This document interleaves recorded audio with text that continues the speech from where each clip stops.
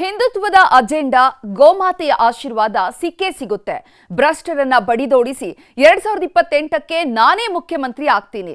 ಇದು ಬಿಜೆಪಿಯಿಂದ ಉಚ್ಚಾಟನೆಯಾಗಿರುವ ಬಸನಗೌಡ ಪಾಟೀಲ್ ಯತ್ನಾಳ್ ಮಾಡಿರುವ ಶಪಥ.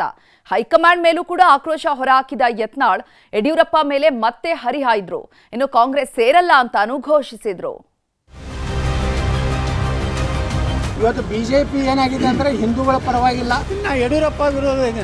ನಾನು ಆ ಬಗ್ಗೆ ಯಾವುದೇ ಮಾತಾಡೋಕೆ ಇಷ್ಟಪಡೋದಿಲ್ಲ. ಬಿಜೆಪಿಯಲ್ಲೇ ನಾವು ಮುಂದುವರಿತೇವೆ. ಯತ್ನಾಳ್ ಬಿಜೆಪಿ ಮುಂದುವರಿತಾರೆ. ಬರುವ ವಿಜಯದಶಮಿ ದಿವಸ ಹೊಸ ಒಂದು ರಾಜಕೀಯ ವ್ಯವಸ್ಥೆ ಕರ್ನಾಟಕದಲ್ಲಿ ಉದ್ಘಾಟನೆಯನ್ನು ಮಾಡ್ತೀವಿ. ಕರ್ನಾಟಕದ ಮುಖ್ಯಮಂತ್ರಿ ಆಗ್ತಾರೆ. ಬಸನಗೌಡ ಪಾಟೀಲ್ ಯತ್ನಾಳ್ ಹೋದಲ್ಲಿ ಬಂದಲ್ಲಿ ಬೇರೆ ಪಕ್ಷಗಳಾದರೂ ಸರಿಯೇ, ಕೊನೆಗೆ ತಮ್ಮ ಪಕ್ಷವಾದರೂ ಸರಿಯೇ ಟೀಕೆ ಮಾಡುವುದರಲ್ಲಿ ಎತ್ತಿದ ಕೈ.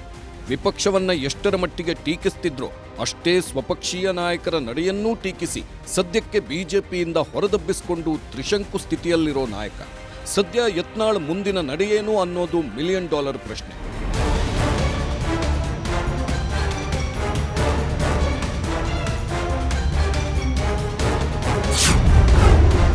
ಬಿಜೆಪಿಯಲ್ಲಿ ಜಾಗವಿಲ್ಲ, ಕಾಂಗ್ರೆಸ್ಗೆ ಸೇರಲ್ಲ. ಶಾಸಕ ಬಸನಗೌಡ ಪಾಟೀಲ್ ನಿಗೂಢ ನಡೆ. ಬಿಜೆಪಿಯಿಂದ ಉಚ್ಚಾಟನೆಗೊಂಡಿರುವ ಯತ್ನಾಳ್ ನಡೆ ಕ್ಷಣಕ್ಕೂ ಕುತೂಹಲ ಮೂಡಿಸ್ತಿದೆ. ಬಿಜೆಪಿಗೆ ವಾಪಸ್ ಬರ್ತಾರಾ, ಕಾಂಗ್ರೆಸ್ ಸೇರ್ತಾರಾ ಅಥವಾ ಹೊಸ ಪಾರ್ಟಿ ಕಟ್ತಾರಾ ಅನ್ನೋ ಪ್ರಶ್ನೆ ರಾಜಕೀಯ ಪಡಸಾಲೆಯಲ್ಲಿ ಬಹುಚರ್ಚಿತ ವಿಷಯ.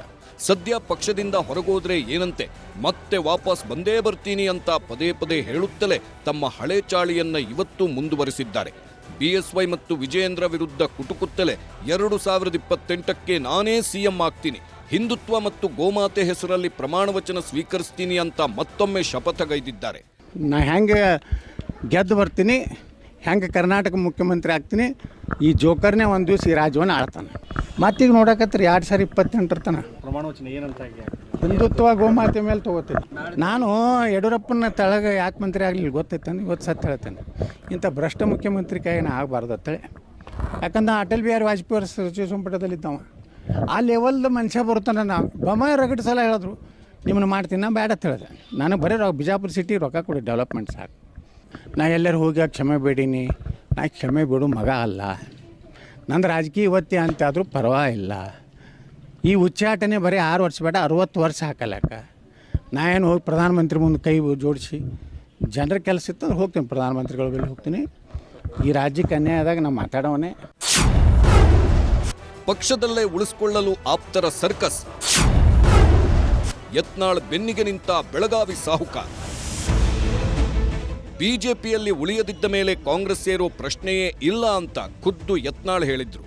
ಅಲ್ಲದೆ ರಾಜ್ಯಾದ್ಯಂತ ಪ್ರವಾಸ ಮಾಡಿ ಜನಾಭಿಪ್ರಾಯ ಸಂಗ್ರಹ ಮಾಡ್ತೀನಿ ಅಂತ ಹೇಳೋದ್ರ ಮೂಲಕ ಹೊಸ ಪಕ್ಷ ಕಟ್ಟೋ ಬಗ್ಗೆ ಯತ್ನಾಳ್ ಸುಳಿವು ನೀಡಿದ್ರು. ಆದರೆ ಸದ್ಯದ ಪರಿಸ್ಥಿತಿಯಲ್ಲಿ ಹೊಸ ಪಕ್ಷ ಕಟ್ಟಿ ಅಧಿಕಾರಕ್ಕೇರೋದು ಅಷ್ಟು ಸುಲಭವಲ್ಲ ಅನ್ನೋದು ಸ್ವತಃ ಯತ್ನಾಳ್ಗೂ ಗೊತ್ತು, ಯತ್ನಾಳ್ ಜೊತೆಯಲ್ಲಿರೋ ಇತರೆ ನಾಯಕರಿಗೂ ಗೊತ್ತು. ಹೀಗಾಗಿಯೇ ಸದ್ಯಕ್ಕೆ ಹೊಸ ಪಕ್ಷ ಕಟ್ಟೋ ಮಹಾಸಾಹಸಕ್ಕೆ ಕೈ ಹಾಕೋದು ಬೇಡ, ಬಿಜೆಪಿಯಲ್ಲೇ ಮುಂದುವರೆದು ಹೋರಾಟವನ್ನ ಮುಂದುವರಿಸೋಣ ಅನ್ನೋ ಇರಾದೆ ಆಪ್ತ ನಾಯಕರದ್ದಾಗಿದೆ. ಹೀಗಾಗಿಯೇ ಯಾವುದೇ ಕಾರಣಕ್ಕೂ ಪಕ್ಷಕ್ಕೆ ಮುಜುಗರವಾಗೋ ಹೇಳಿಕೆಯನ್ನ ನೀಡೋದು ಬೇಡ ಅಂತ ಯತ್ನಾಳ್ ಬಣದ ಮತ್ತೋರ್ವ ರೆಬೆಲ್ ನಾಯಕ ರಮೇಶ್ ಜಾರಕಿಹೊಳಿ ಸಲಹೆ ಕೊಟ್ಟಿದ್ದಾರಂತೆ.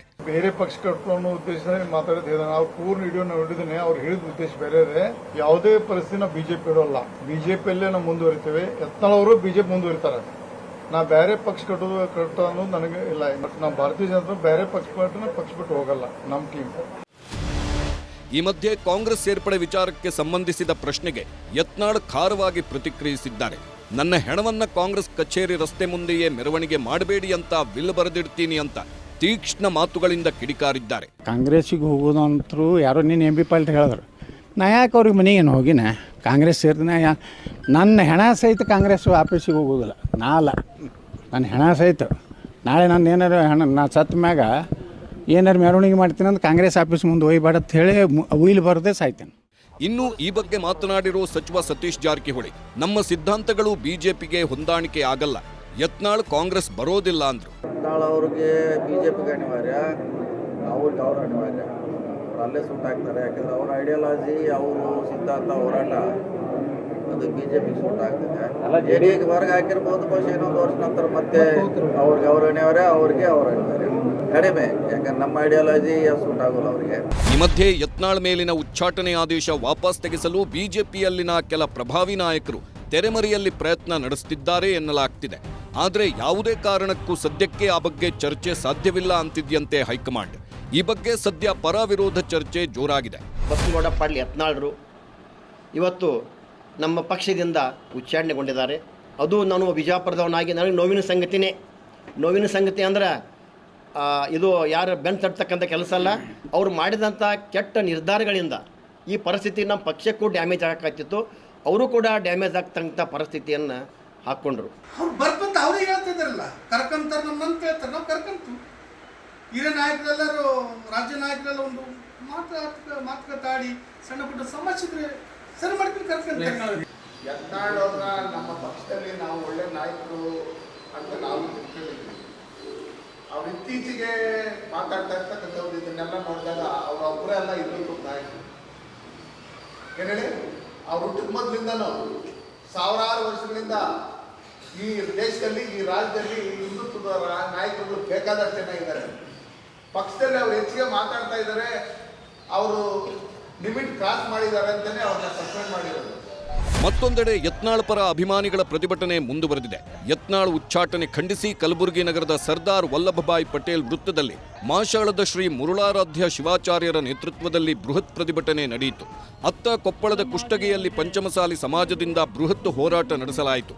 ಧಾರವಾಡದಲ್ಲೂ ಯತ್ನಾಳ್ ಉಚ್ಚಾಟನೆ ವಿರೋಧಿಸಿ ಪತ್ರ ಚಳುವಳಿ ನಡೆದಿದೆ.